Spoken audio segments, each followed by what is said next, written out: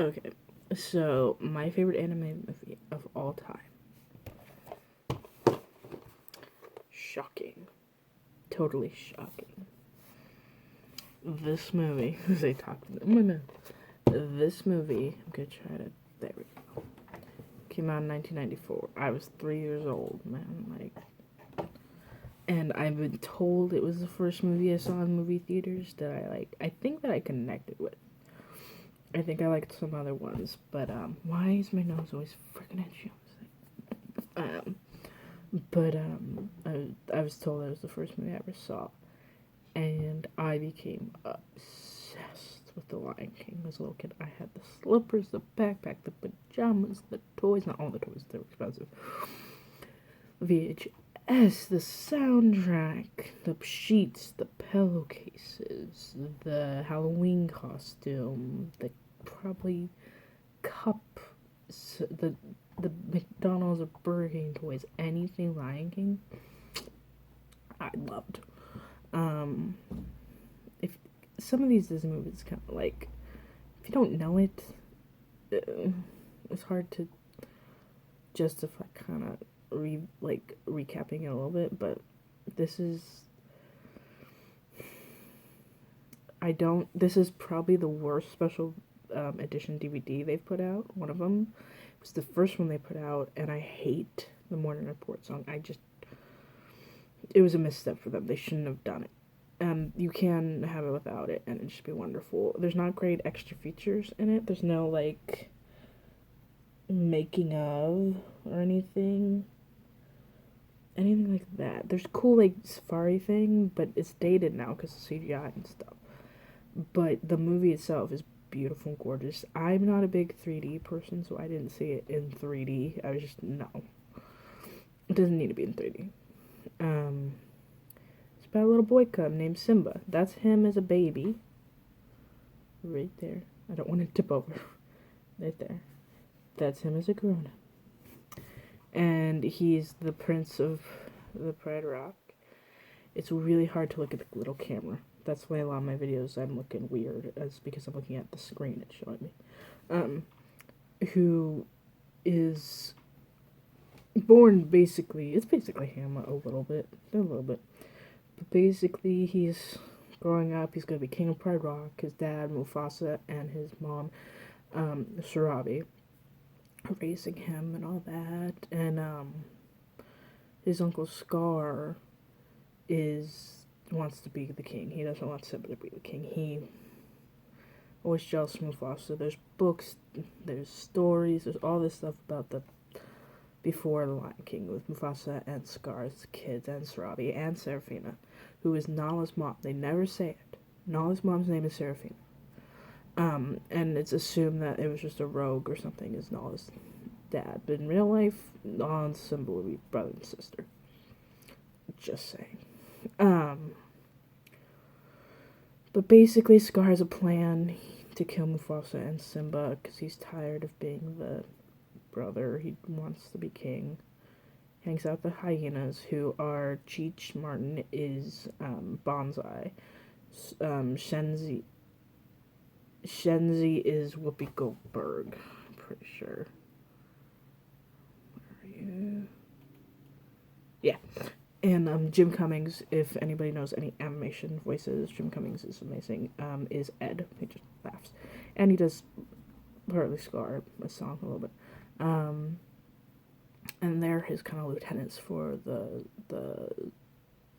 hyenas. Even though he doesn't really respect the hyenas, he just kind of uses them. He has a plan. Mufasa and Simba. Mufasa's showing him the ropes, trying to introducing him to lessons that will help him be a better leader. Once he becomes king, Simba's a little kid, so I think he's probably 8 months old. No, it's too old. Maybe 4 or 5 months old. Of Lion Cub ages during this movie. So think about that, people who know, which I'm about to spoil because it's obvious. It's exactly like not knowing who Luke's father is in Star Wars. When Mufasa dies. So think about that. He's only like 4 or 5 months, maybe at the youngest, and 8 months at the oldest. I think that's too old still. When Mufasa dies, gets killed by Scar. So that's all he has to not his knowledge of as a king when he gets older, and in Lion King 2, Simba's Pride, which is one of the only Disney sequels that I really like. But so he gets traumatized by that. They don't do that much in the sequel. Well, a little bit. They actually hint on that in the sequel, which makes me happy. Scar makes a plan about the.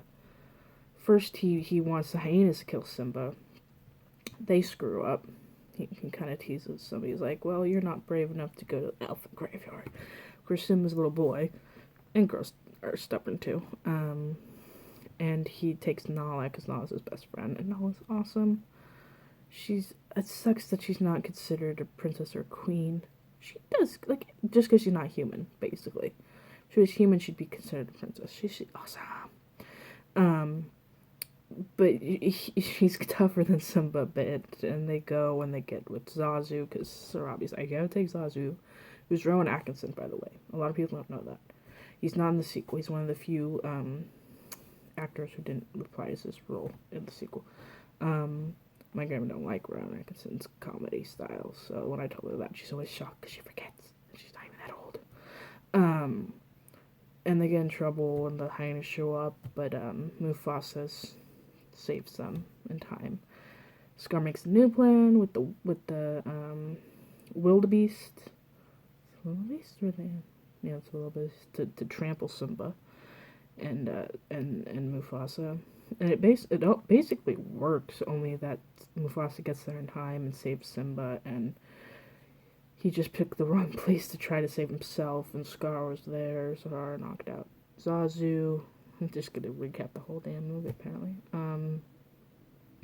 Scar kills Mufasa by basically pushing him with his, making Mufasa lose his grip on the side of the canyon. And I don't know, I talked to my friend. I don't know if he gets trampled or he gets stabbed and then trampled. I mean, I know it's a Disney movie and it's G, and I actually don't know if it's G. But, all that, but it's kind of like, how did he actually die? Did he get stamped to death, or did he get stabbed by a horn, I know, antler horn, and then get trampled to death?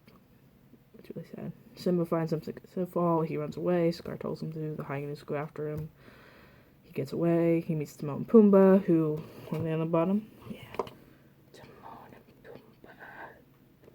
Pumbaa, Timon, Zazu, Scar.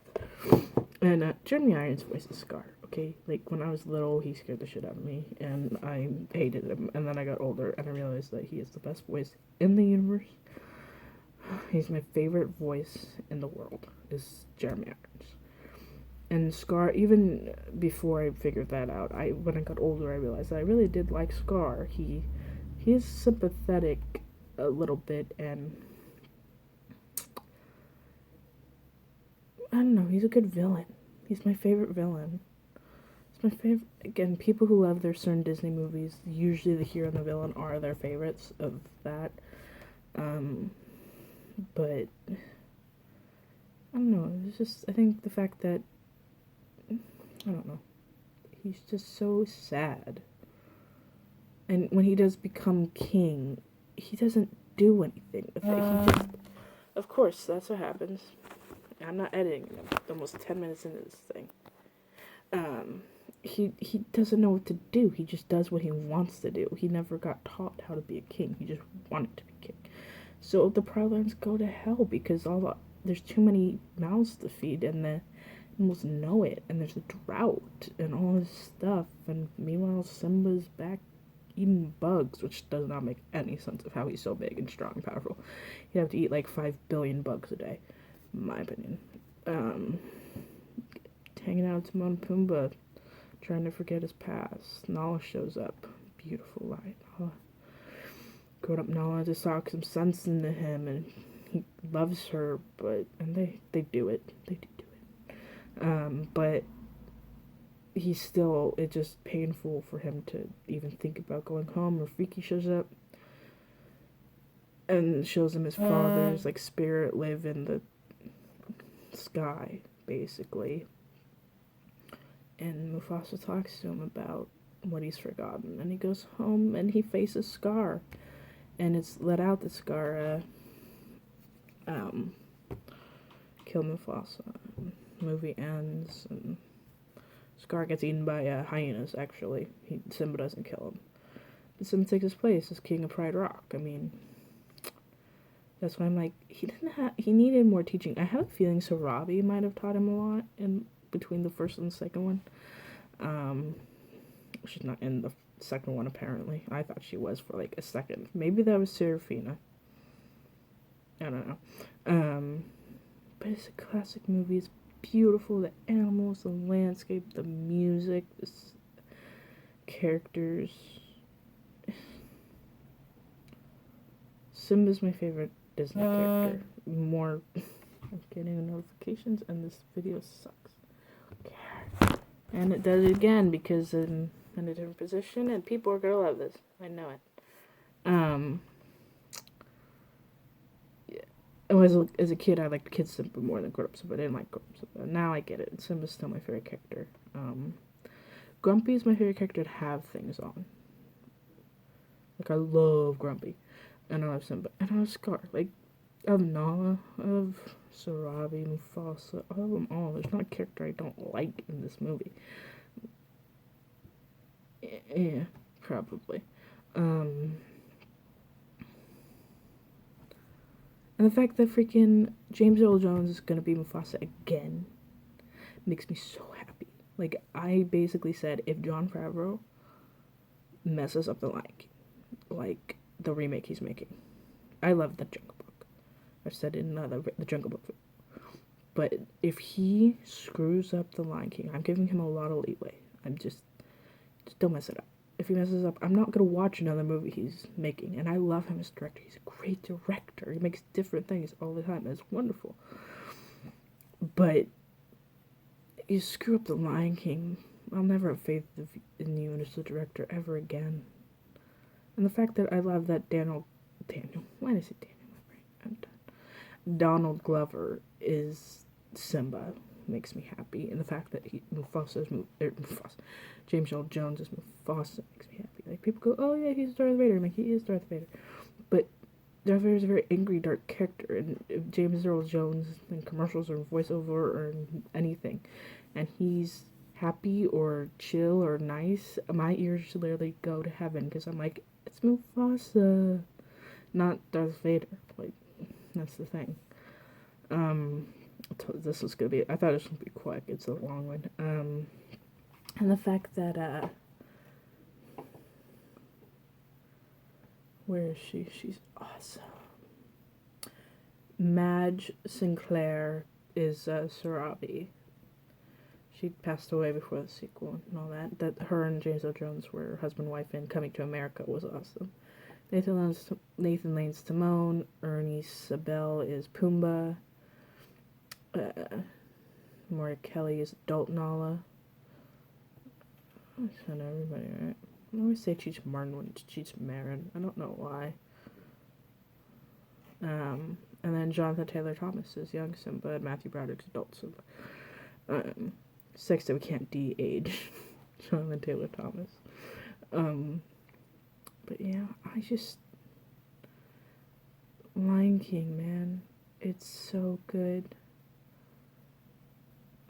Makes my heart happy. I watch it every year, multiple times, depending. I always show little kids, I'm like, you haven't seen Lion King, you need to see Lion King. At that Lion Guard show, I tried the movie. I had issues with it. I'll try the show, but they made the head hyena a male, when in real life the hyenas, the leaders, are female. That's why Whoopi Goldberg, Shenzi's the leader of the hyenas. Like, it's a show about animals, and they can't get that right just because they want the hyenas to be bad, and like, it's a rant. I'm sorry. And Kiara, they screwed up. She's too tweeny. Like, Kiara didn't even have friends. She was just Kiara, and weird, and very much like Simba. She wasn't a tween. So that's my issues with Lion Guard and the small scale. I'm happy it's doing good. But Lion King 2 Simba's Pride is pretty good. It's not as good as the first one, but it's one of the best sequels that they ever came out with, when it was Sequel Mania for Disney movies. Check it out if you can. Okay, well, it's very loved. Oh yeah, and this is what they started with. See, that's pretty cool. Look at that. It's Velcro. And then, whoa, it's the same exact number on the back. Okay. This is a 15-minute video. Okay. Bye.